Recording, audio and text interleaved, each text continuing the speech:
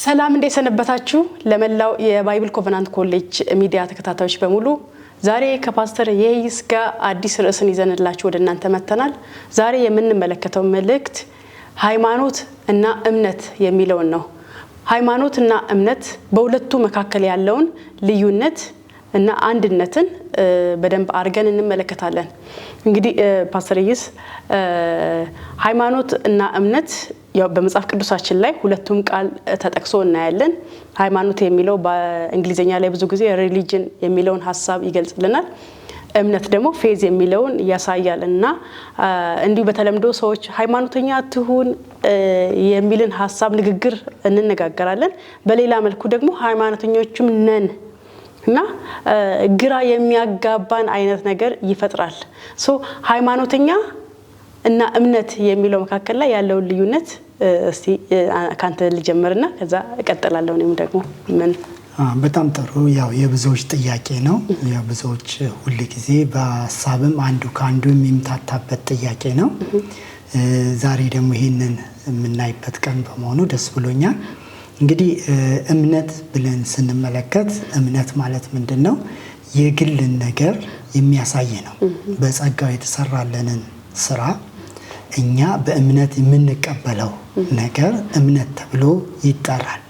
ስለዚህ እምነት ስንል የግልን ነገር ያሳያል። ሃይማኖት ሲባል ግን የቀደሙ ሰዎች ያደረጉት ህይወት የኖሩት ኑሮ ያደረጉት ነገር ያ እንደ ዶግማ ሲቀመጥ ሃይማኖት ይባላል። የአንድ ሰው እምነት የሄደበት ሂደት ማረግ ያለበት ማረግ ያረገው ያ ሰውዬ ያረገው ያ ሰውዬ ያላረገው ነገር ወይም የህብረተሰብ ያረገው ያላረገው ነገር ይሰበሰብና ለትውልድ ይሄ ነው ማረግ ያለበት ተብሎ ይተላለፋል። ስለዚህ ይሄ ከግለሰቡ ጋር ምንም ግንኙነት የለውም። በቃ ይሄ ነው መደረግ ያለበት ብሎ ይሄዳል እና ይሄ ሃይማኖት ይባላል ማለት ነው። እምነት ሲባል ግን ያ የሆነ ሰውዬ ከዛ በፊት ያደረገው በህብረተሰቡ ላይ ወይም ተደርጎ ያለው ነገር እኔ ጋር መስራት አለበት እኔ ጋርም ይሄ ነገር መደረግ አለበት ብሎ አንድ ሰው በህይወቱ ያ ነገር እንዲደረግለት ሲያምንና በራሱ ህይወት ሲያየው እምነት ይባላል። መጽሐፍ ቅዱስ ላይ እንግዲህ ሃይማኖት አብዛኛው በመልካም ሲፈታና ሰዎች ሲያዩት አናይም። ግን በተወሰነ መልኩ ደግሞ ሃይማኖት ጠቃሚ ነው። ለምሳሌ ከልጅነታችን ቤተክርስቲያን የምንሄድ ከሆነ ያንን እንደ ሃይማኖት መያዝ ቤተክርስቲያን መሄድ ጥሩ ነው።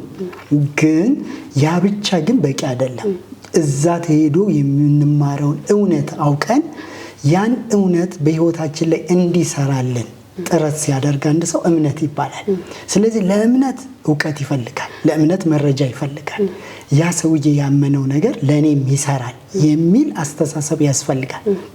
ስለዚህ መጽሐፍ ቅዱስ ላይ ሃይማኖትን እንድንከተል አይደለም በብዛት ያስተማረን እምነት እንድንከተል ነው። ለምሳሌ ኤልያስን ስንመለከት ኤልያስ ትልቅን ስራ በዘመኑ ሰርቶ ነበር እና ዝናብን እንዲዘንብ አድርጓል፣ ዝናብ እንዲቆም አድርጓል፣ ዘግቷል። 3 ዓመት ዝናብ ዘግቷል፣ 3 ከፍቷል። እና ያ ኤልያስ ያደረገው ነገር ኤልያስ እኮ እንዲህ አድርጎ ነበር ብለን ኤልያስ ስላደረገው ነገር ልክ ነው እግዚአብሔር ይችላል በሱ ላይ አድርጓል ብለን ኤልያስ ያደረገውን ልክ ነው ብለን ስናምን ሃይማኖት ነው። እምነት ግን ያዕቆብ እንዳስተማረን ኤልያስ እንደኛው ሰው ነበረ። ሰማይን ዘጋ፣ ሰማይን ከፈተ። ስለዚህ እናንተም ይሄንኑ ማድረግ ትችላላችሁ ብለን ወደኛ ልምምድ ስንወስደው እምነት ይሆናል። ስለዚህ ሃይማኖት በተወሰነ መልኩ ይጠቅማል። ግን ሃይማኖት ብቻውን ከሆነ ግን እኛ ጋር የሚገናኘው ነገር የለም። አክቲቭ የሆነ ወይም የሚሰራ ነገር የለውም። እምነት የሚሰራ ስለሆነ ዕብራውያን 11:1 ላይ ሲናገር እምነት ይልና ተስፋ ስለምናረገው ነገር የሚያስረግጥ የማናየውን ነገር የሚያስረዳ ነው ይላል። እኛ ማመን እንደምንችል እንደውም አንዳንድ እንግሊዘኛ መጽሐፍ ላይ ናው ፌዝ ይላል። እምነት ብሎ ሲጀምር አሁን ነው ይላል። ስለዚህ ነገሮችን ወደ አሁን መሆን አለበት፣ በእኔ መስራት አለበት፣ በኤልያስ የሰራ በእኔ ይሰራል ብለን ስናምን ያ እምነት ይባላል ማለት ነው። ሃይማኖት አንዱ የመግቢያው በር ነው። ግን ያንን ተጠቅመን ወደ እምነት መሄድ መቻል አለብን። ሃይማኖት ላይ ከቀረን ሃይማኖተኛ ብቻ ሆነን ነው የምንቀረው። የሆነ ታሪክ የሆነ የሰጡንን ነገር ይዘን ነው የምንቀረው። ሃይማኖት ምንድነው? ይሄንን ነገር መደረግ አለበት ብሎ የሆነ ሰው ያደረገውን ወይ ህብረተሰቡ ያደረገውን አንተም በዚህ ቅርጽ ውስጥ ገብተህ ኑር ስንባል ሃይማኖት ነው። እኛ ግን ይሄን ማድረግ አለብኝ ብለን ይሄ ነገር ለኔ የሚሰራው የትኛው ነው? ይሄ ሰርቶልኛል፣ ይሄ አልሰራልኝም፣ ይሄ እውነት ነው፣ ይሄ እውነት አይደለም፣ ይሄ ከቃሉ ጋር ይጋጫል፣ ይሄ እግዚአብሔር ቃል ነው ብለን ወደ ህይወታችን ወደ ተግባር ስንወስደው ምን ይሆናል? እምነት ይሆናል። ስለዚህ ሃይማኖትና እምነትን በዚህ እንግዲህ ዛሬ ሰፋ አድርገን በዚህ ዙሪያ ላይ እንመለከተዋለን ብዬ አስባለሁ። እንደ መግቢያ ግን ሁለቱን በዚህ መልኩ ልናየው እንችላለን። መልካም እንግዲህ አንድ የመጽሐፍ ቅዱስ ክፍል ላንብብና ኤፌሶን ምዕራፍ 4 ላይ ያለ ነው። ዛሬ እንግዲህ የምንመለከተው ሃይማኖት እና እምነት የሚለው ነው። ሁለቱም የተለመዱ የክርስትና ወይንም የሰው ልጅ ቋንቋ ነው። ሰው ልጅ ሃይማኖት ብሎ ሊጠራ ይችላል፣ እምነት ብሎ ሊጠራ ይችላል። እና በሌላ መልኩ ደግሞ እነዚህ ሁለቱ ቃላት እንደ እምነታችን ወይንም እንደ ሃይማኖታችን አሻሚ የሆኑ ናቸው። ምንድነው ታዲያ የሁለቱ ፍቺ? ሃይማኖት ስንል ምንድነው? እምነት ስንል ምንድነው? የትኛውንስ ነው እኛ ልንይዘው የሚገባው የሚለውን ነገር መልስ ለመመለስ ነው።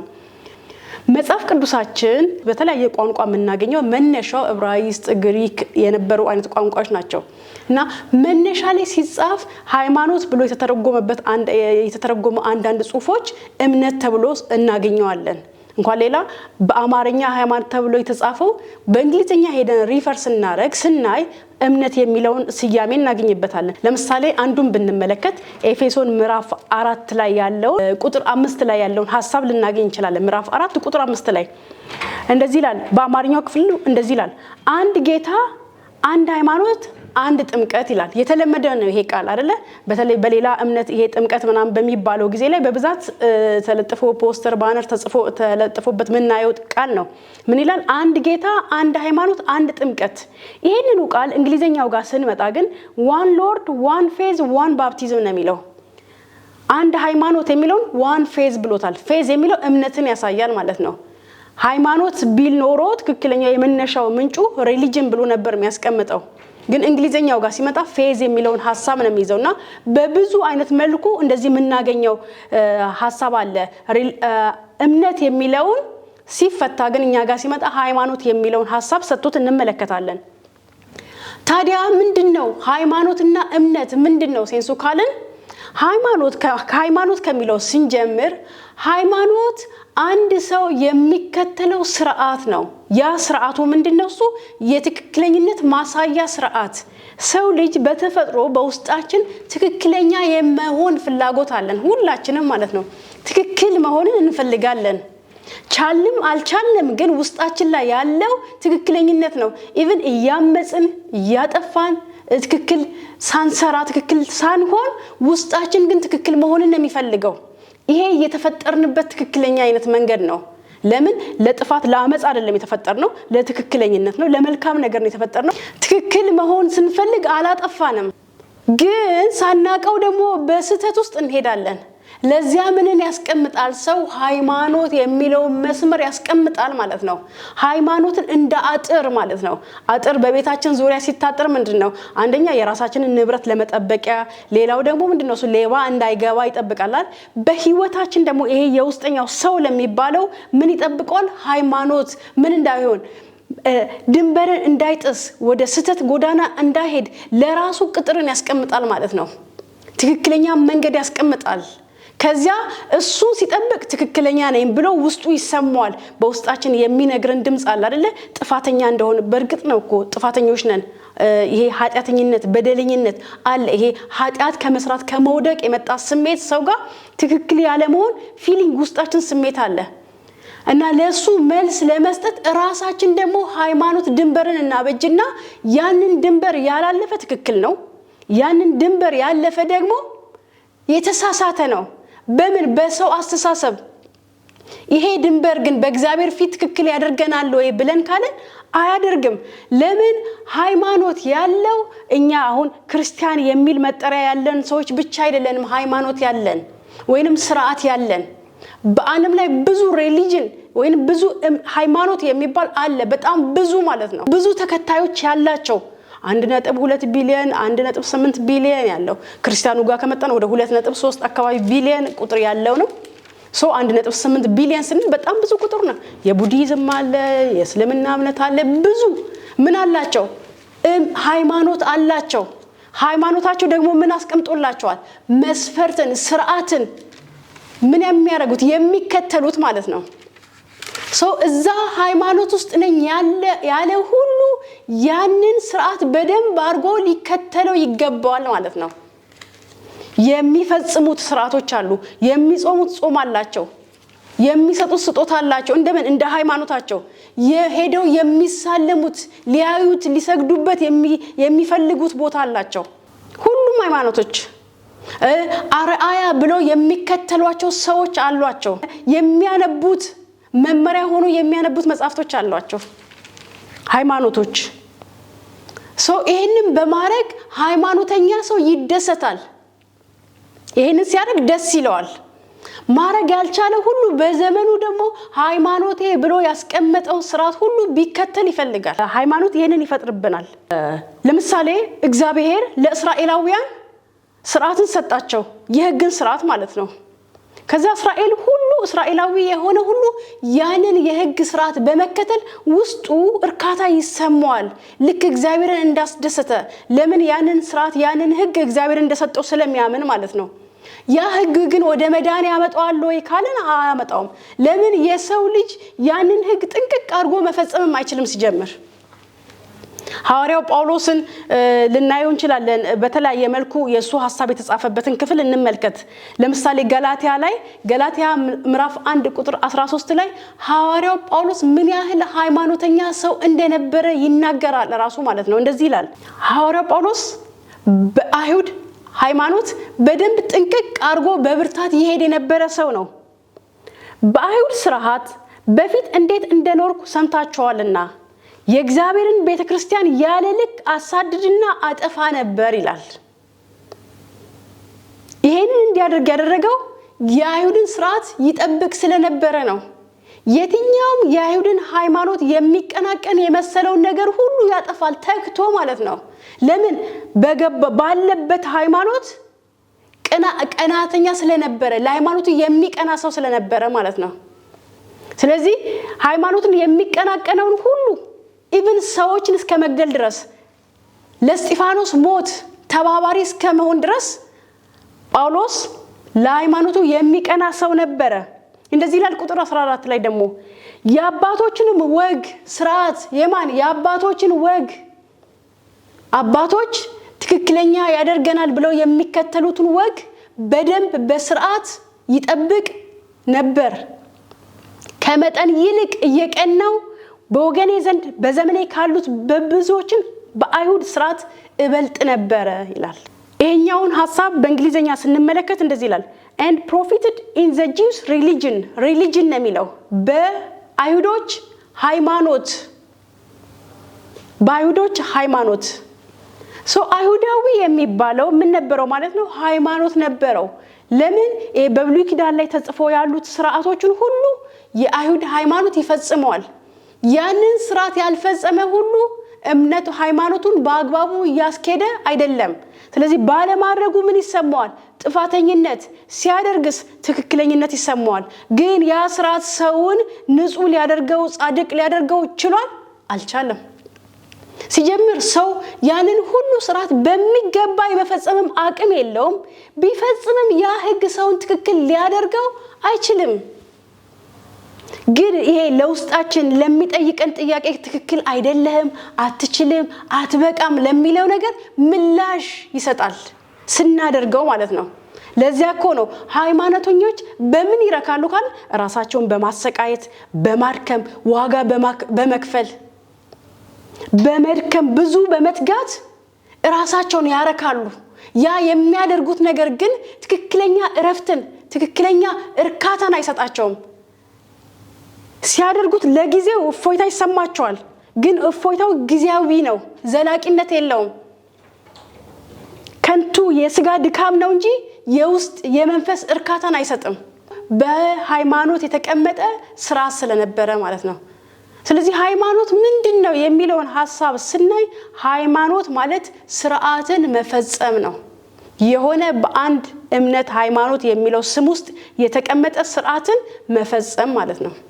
ያዕቆብ ስለ ሃይማኖተኞች ሲናገር እንደዚህ ይላል። ያዕቆብ መጽሐፍ ላይ ያዕቆብ ምዕራፍ 1 ቁጥር 26 ላይ እንደዚህ ይላል። አንደበቱን ሳይገታ ልቡን እያሳተ እግዚአብሔርን የሚያመልክ የሚመስለው ማንም ቢኖር የእርሱ አምልኮ ከንቱ ነው ይላል። ያ ሰው እያመለኩኝ ነው የሚለው በእግዚአብሔር አይን ሲታይ ግን ያ አምልኮ አይደለም። እግዚአብሔር የሚቀበለው አምልኮ አይደለም። ሰውየው በአይምሮ የተለያየ የሃይማኖትን ድርጊት እያደረገ ስለሆነ እግዚአብሔርን የሚያስደስት ይመስለዋል። ግምት ነው፣ ትክክለኛ ግን አይደለም። ስለዚህ እግዚአብሔርም አይቀበለውም።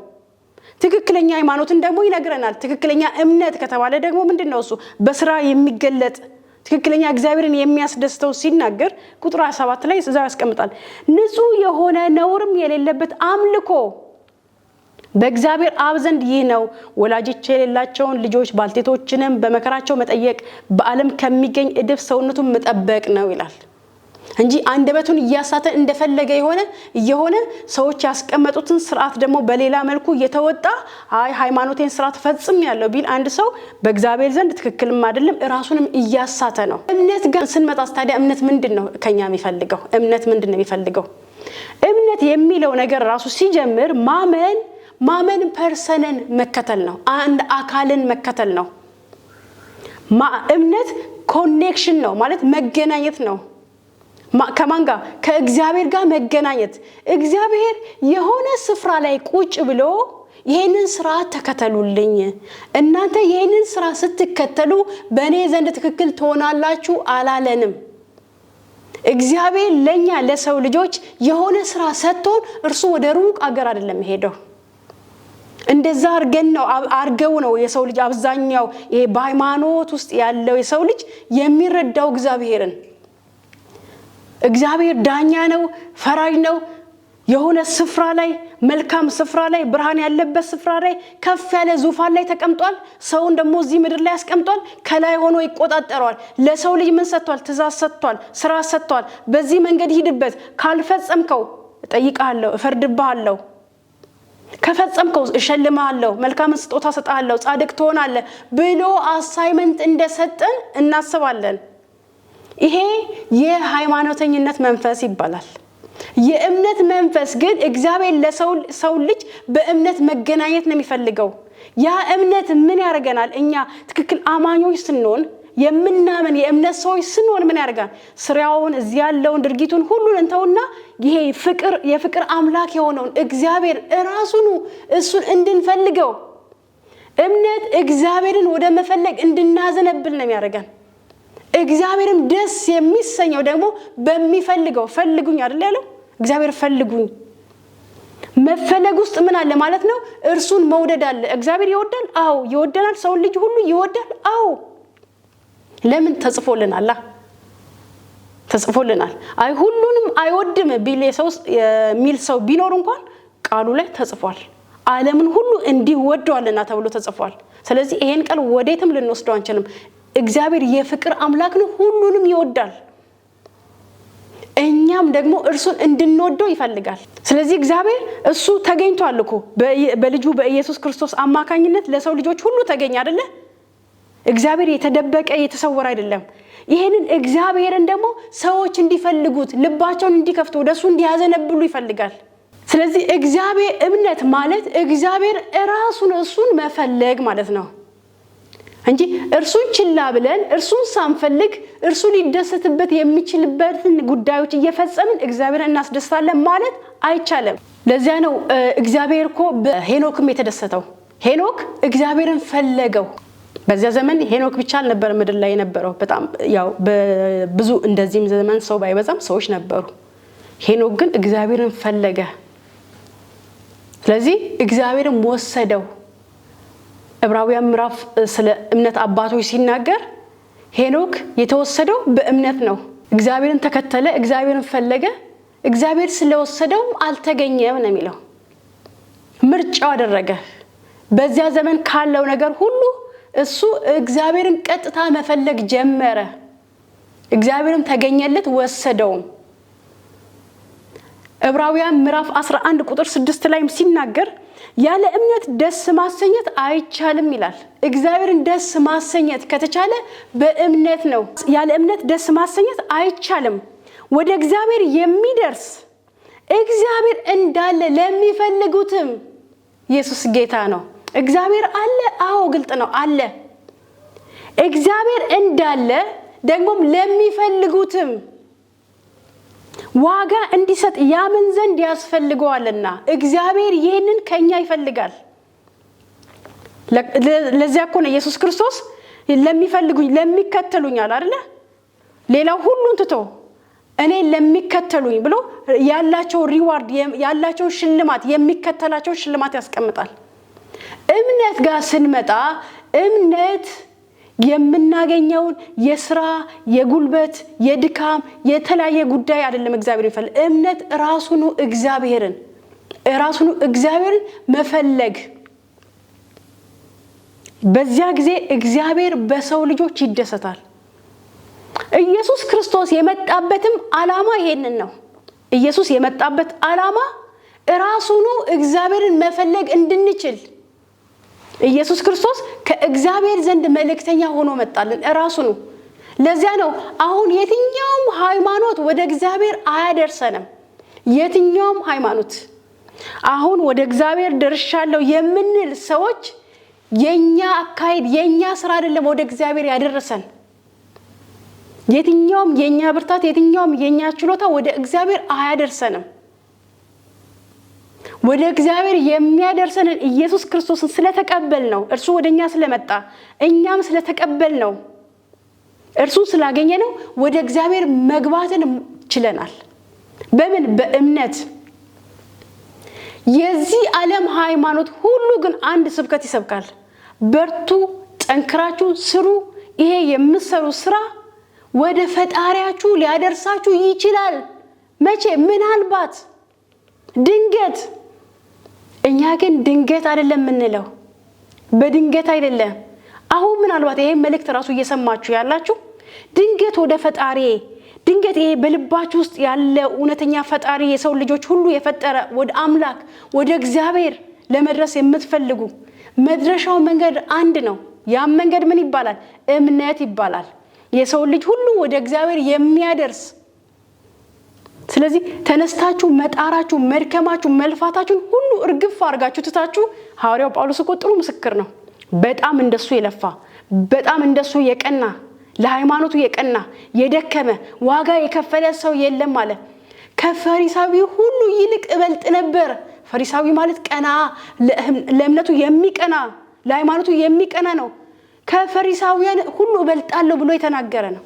ስለዚህ የትኛውም ስራችሁ ወደ እግዚአብሔር እንደማያደርሳችሁ አውቃችሁ እርሱን ሁሉ እርግፍ አድርጋችሁ ትታችሁ ወደ እግዚአብሔር የምንደርስበትን በክርስቶስ በማመን ወደሚገኘው ወደ እግዚአብሔር መድረስ ዛሬ ተነስታችሁ እንድትወስኑ ጋብዛችኋለሁ።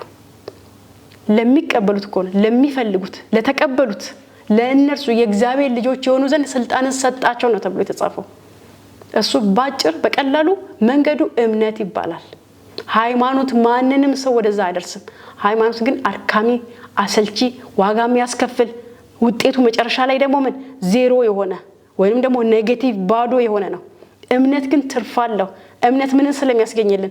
እምነት እግዚአብሔርን ስለሚያስገኝልን፣ እምነት ከክርስቶስ ጋር ስለሚያገናኘን፣ እምነት የእግዚአብሔር ቤተሰብ ስለሚያደርገን፣ እምነት አትራፊ ነው። ያ ማለት ግን ስርዓቶችን በእግዚአብሔር ቤት ውስጥ ያለውን ስርዓት አንከተልም ማለት አይደለም።